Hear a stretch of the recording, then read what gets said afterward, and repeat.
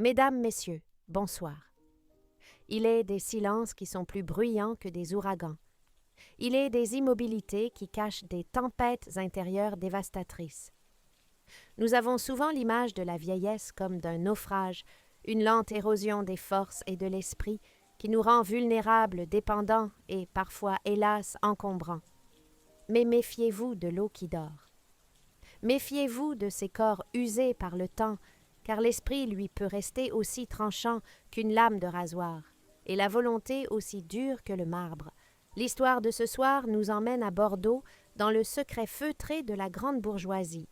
C'est une histoire de famille, bien sûr, mais c'est surtout l'histoire d'un duel psychologique, d'une intensité rare. Un duel entre trois prédateurs jeunes et affamés, et une proie qu'il croyait morte, mais qui jouait la partie de sa vie. C'est l'histoire de Solange, une femme qui a choisi de devenir une statue pour mieux voir le visage de ses assassins. Une femme qui a supporté l'insupportable, qui a avalé des couleuvres grosses comme le bras pour servir au moment opportun le plat de la vengeance. Glacé. Installez-vous confortablement. Fermez les yeux et imaginez le silence pesant d'un grand salon bordelais.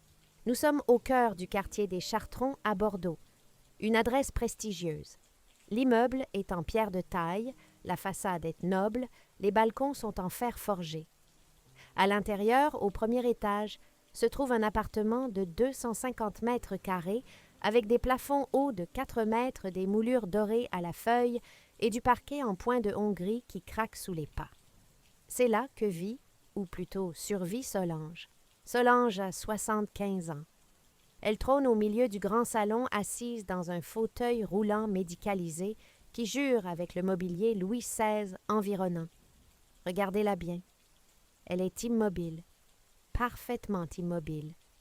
Sa tête penche légèrement sur la gauche, appuyée contre le repose-tête en cuir noir. Ses mains aux veines bleues saillantes reposent inertes sur ses cuisses recouvertes d'un plaid en laine écossaise. Son visage est un masque de cire. Ses yeux sont ouverts, mais ils semblent fixer un point invisible dans le vide, traversant les murs, traversant le temps. Au coin de sa lèvre, une petite goutte de salive perle hésite et finit par couler lentement le long de son menton. Elle ne l'essuie pas. Elle ne peut pas, semble-t-il. Face à elle, le contraste est saisissant. 2 personnes sont assises dans les canapés en velours rouge. Il y a Arnaud, son fils. 45 ans, le teint rubicond d'un homme qui aime trop la bonne chair, vêtu d'un costume qui commence à être un peu étriqué. Et il y a Claire, sa fille. 40 ans, sèche, nerveuse, pianotant sans cesse sur son téléphone, un verre de vin blanc à la main. Ils sont là chez leur mère. Ils boivent son vin, un grand cru classé, qu'ils ont remonté de la cave sans demander la permission. L'ambiance n'est pas celle d'une visite de courtoisie. Écoutez ce qu'ils disent. Écoutez la violence feutrée de leurs propos. Claire pose son verre, regarde sa mère avec une moue de dégoût non dissimulée et soupire. Regarde-la. Franchement, Arnaud, c'est ignoble. Elle bave encore. C'est dégoûtant. On dirait un légume qui fuit. Arnaud éclate d'un petit rire gras, fait tourner le vin dans son verre. Allons, ne sois pas si dur. C'est un légume, certes, mais un légume qui a une excellente retraite. C'est notre petit distributeur automatique. Tant que le cœur bat, la pension tombe. Claire se lève, s'approche de sa mère, agite sa main devant les yeux fixes de la vieille dame. Aucune réaction, pas un battement de cils. « Tu parles, » grogne-t-elle. En attendant, c'est nous qui devons gérer l'infirmière, les couches, l'odeur. Tu as senti l'odeur dans le couloir? Ça sent la vieille, ça sent la mort. Quand est-ce qu'elle va se décider à lâcher la rampe, hein? On a besoin de vendre cet appartement. Le marché immobilier est haut, c'est le moment. Si elle claque dans 6 mois, on perdra peut-être 10%. Arnaud se resserre un verre. Patience, ma sœur. Le médecin a dit que son état était stationnaire, mais fragile. Un petit coup de froid, une petite infection et pouf, plus de maman. En attendant, ne touche pas à la bave, c'est contagieux la connerie. Il rit, il trinque. À la santé de l'héritage. La scène est monstrueuse de banalité. Mais si nous avions une caméra capable de zoomer à l'infini, Capables de voir l'invisible, nous aurions vu un détail minuscule. Sous le plaid écossais, la main gauche de Solange, cette main que l'on croyait morte, a bougé. Oh, pas grand-chose, juste l'index, une contraction infinitésimale, 1 millimètre, le spasme d'une colère titanesque contenue dans une statue de chair. Solange a tout entendu. Solange a tout compris. Et Solange se souvient. Pour comprendre comment cette femme digne en est arrivée à cette humiliation volontaire, il faut remonter 2 ans en arrière. Solange n'a jamais été une femme faible. Veuve d'un grand négociant en vin, elle a géré les affaires familiales d'une main de fer après la mort de son époux. Elle aimait la vie, l'opéra, les voyages. Mais il y a 2 ans, un accident vasculaire cérébral l'a frappée. Un AVC mineur en réalité. Elle s'était réveillée à l'hôpital, affaiblie avec une hémiplégie temporaire, mais son esprit était intact. Elle avait toute sa tête. Cependant, alors qu'elle était dans son lit d'hôpital, les yeux clos reprenant des forces, elle avait entendu une conversation dans le couloir. C'était Arnaud et Claire. Ils parlaient avec le médecin. « Docteur, » disait Arnaud, « soyons clairs. Notre mère ne peut plus vivre seule, mais nous n'avons pas les moyens de payer une maison de retraite de luxe, et franchement, elle ne se rend compte de rien. Trouvez-nous quelque chose de pas cher. Un mouroir public fera l'affaire. De toute façon, elle est gâteuse. » Ce jour-là, le cœur de Solange s'est brisé. Non pas à cause de la maladie, mais à cause de la trahison.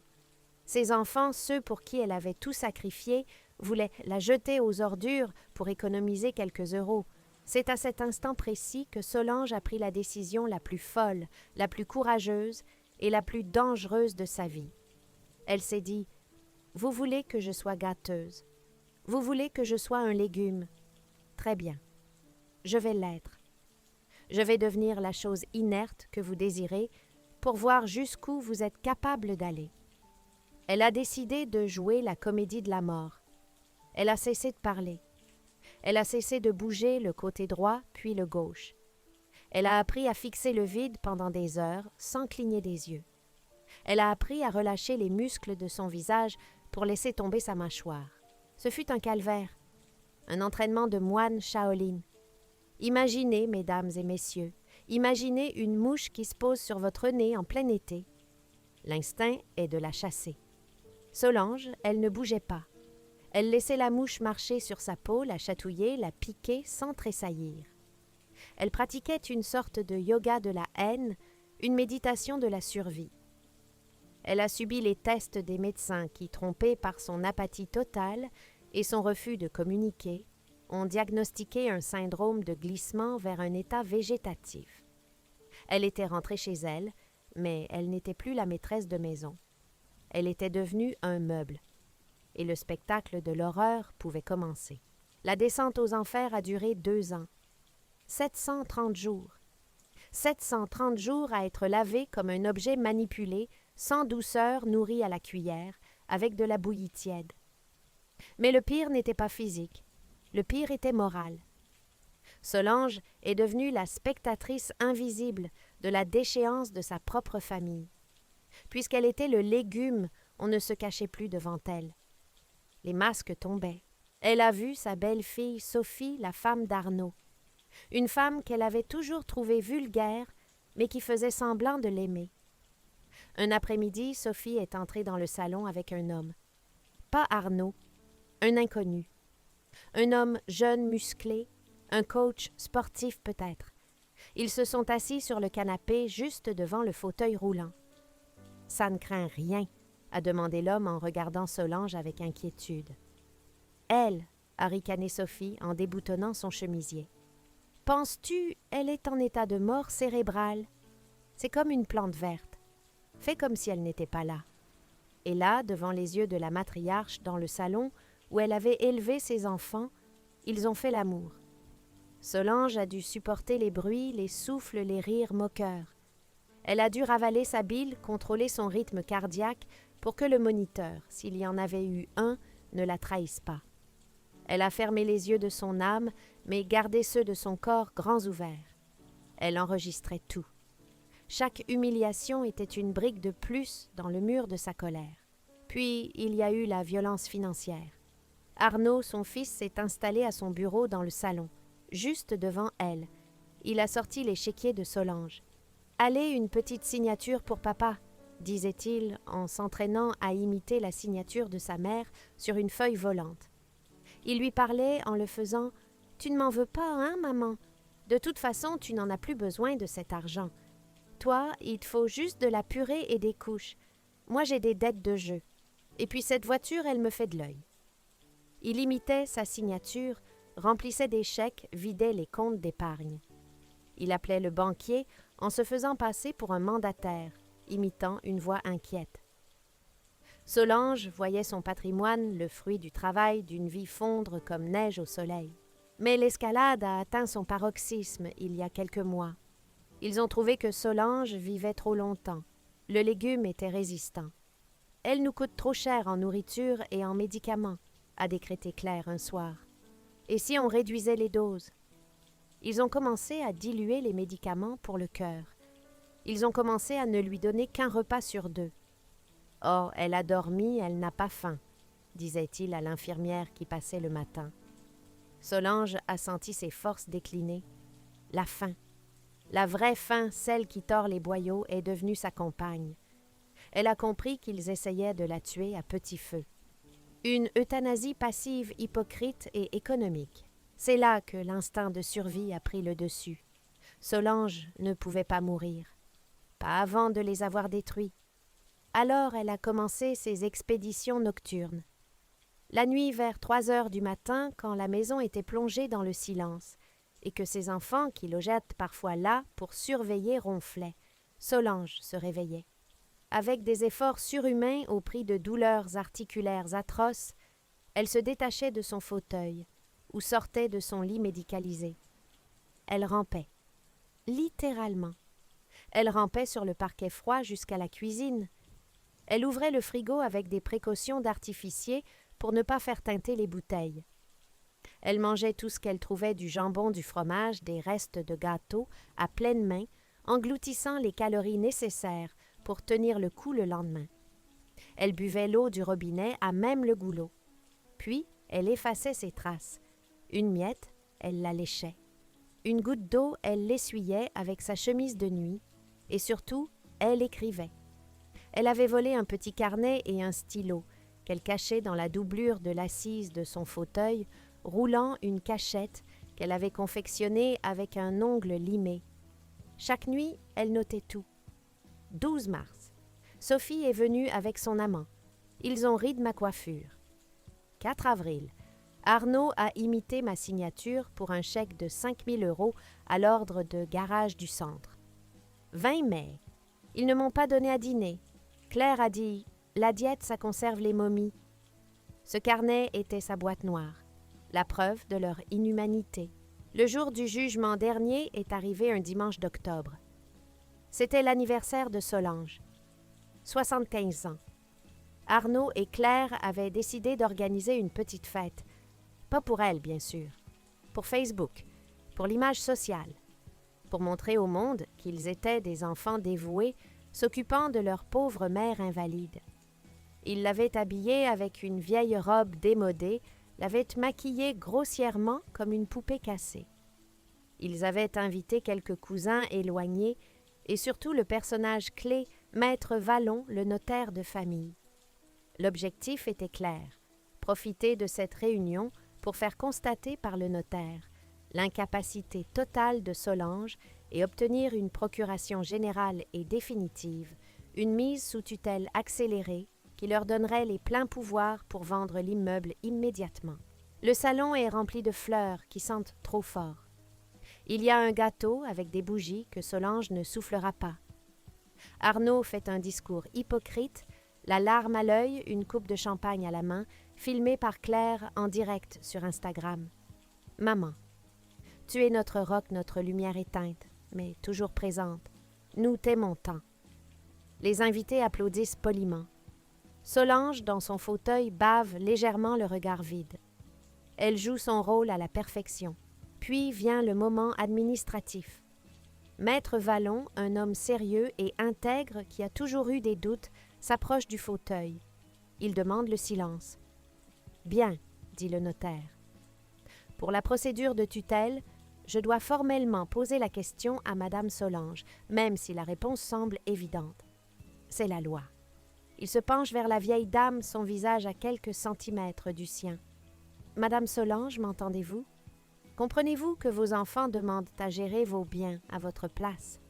Êtes-vous d'accord pour être placé sous tutelle? » Silence. Arnaud sourit à Claire. « C'est fait.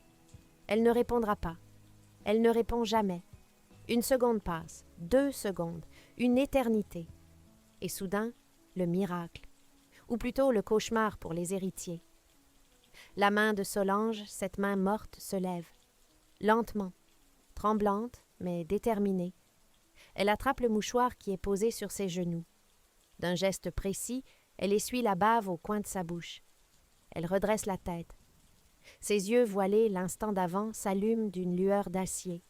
Elle fixe le notaire puis tourne son regard vers ses enfants. Un regard qui les transperce, qui les cloue sur place. La salle retient son souffle. Arnaud lâche son verre qui se brise sur le parquet, mais personne ne fait attention au bruit. Solange ouvre la bouche. Sa voix est rauque. C'est une voix qui n'a pas servi depuis 2 ans, une voix qui racle comme du gravier, mais elle est audible, puissante, terrible. « Je vous entends très bien, maître, » dit-elle. Des hoquets de stupeur parcourent l'assemblée. Claire porte la main à sa bouche horrifiée. Solange continue articulant chaque syllabe avec soin. « Je comprends parfaitement. Je comprends que mes enfants veulent vendre ma maison pour payer leurs vices. Je comprends que ma fille trouve que je sens la mort.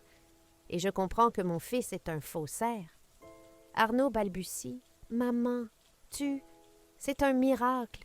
Tais-toi, » coupe-t-elle. Le claquement de sa voix est comme un coup de fouet. « Tais-toi, espèce de petit voleur médiocre. » Elle plonge sa main sous le coussin de son fauteuil. Elle en sort non pas le carnet, mais quelque chose de plus moderne, de plus implacable. Un petit dictaphone numérique. Vous pensiez que j'étais un légume? J'étais une espionne. J'ai tout entendu, j'ai tout vu, et j'ai tout enregistré. Elle appuie sur le bouton play.